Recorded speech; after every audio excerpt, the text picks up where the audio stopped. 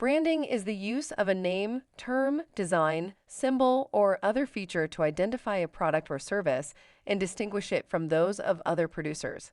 Branding can be used to promote the sale of goods or services, build brand loyalty among customers, or attract new customers. There are many different types of branding, such as product branding, corporate branding, and service branding. Product branding is the use of a brand to identify a particular product. Corporate branding is using a brand to identify a company or organization.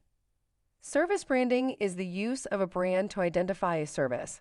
Branding can be an essential tool for businesses of all sizes. It can help businesses differentiate their products or services from those of their competitors, build brand loyalty among customers, and attract new customers.